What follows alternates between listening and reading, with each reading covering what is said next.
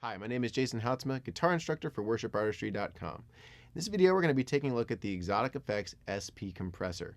Now, compression is a mystery to a lot of people, but I think this pedal makes things nice and simple, so let's go ahead and dive right in.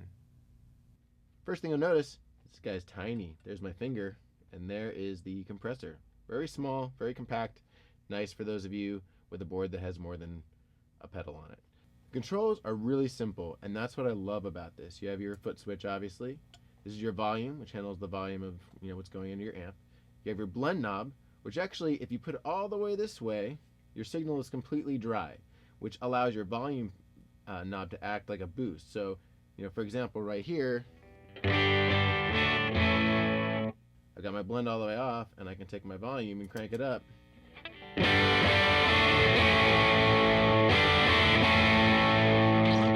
Drive my amp, which is pretty sweet. Right around here. A little more. Right around there is unity, and then you can drive it from there. Now, if you turn your blend all the way this way,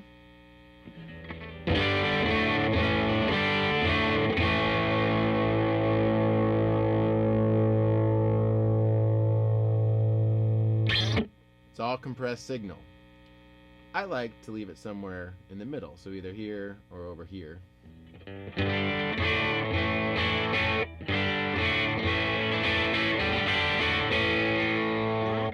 It just allows you to have a little bit more dynamics in your playing, and we'll talk about that in a second.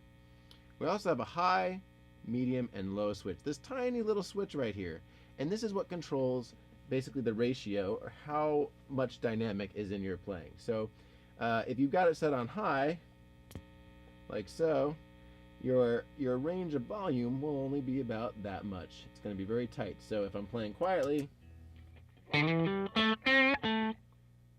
turn our blend all the way up so we can really hear this. So if I'm playing without the compressor, I'm playing quiet. When I put it on here, I play just as quiet.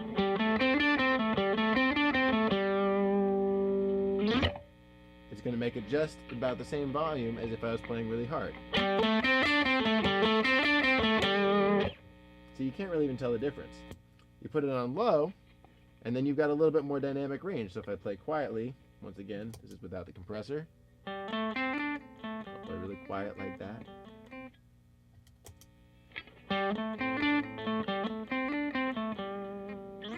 It'll bring it up a little bit, or it just gives me a little bit more range, so I can get loud or quiet. But I can't get as quiet as if I turned it off. Okay, so those are the main controls. Now there's little secret controls in here. You turn this over. Ugh, this is more complicated than I thought. I'm going to cut. There, that's not too bad. Now this is more like your standard kind of slower attack. So the compressor kicks in. You can kind of hear the buzz. Hear how it slowly raises that buzz up? It's because it's kicking in later. Now, if I switch those switches up, 1 and 2, it gives me more of a country chicken picking kind of a...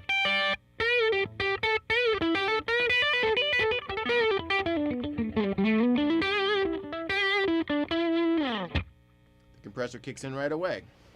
Over here, this gives you a little sparkle, kind of rolls off some of your lows, so you can dip different frequencies with that. I don't really mess with that too much, and generally I like to keep them off here because I don't do a lot of heavy lead kind of stuff while I'm leading worship.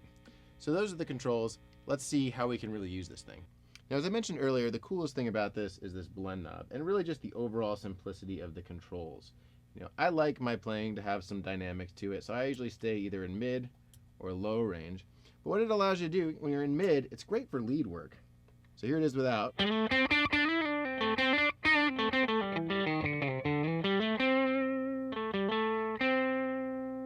Whereas you turn it on,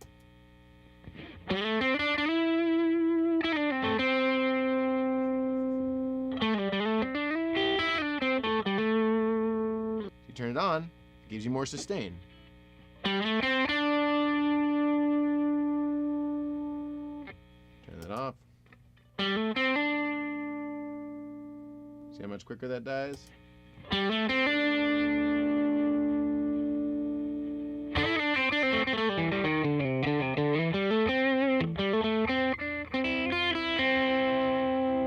Just smooths out your playing quite a bit. I like to keep it on low and blend it a little bit higher for big kind of open chords.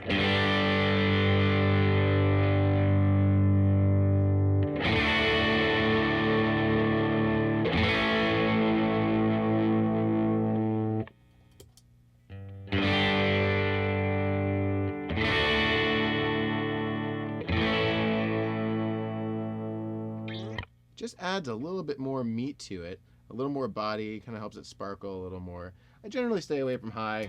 I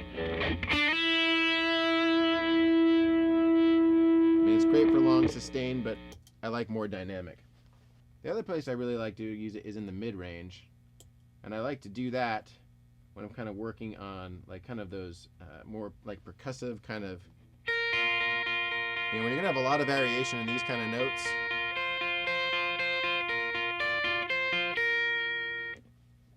Something like this just helps even it out.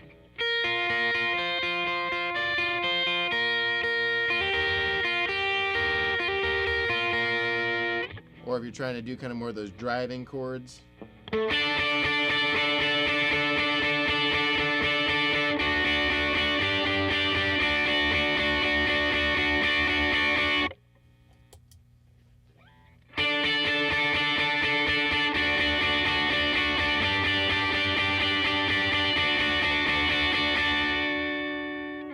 And that's pretty much it.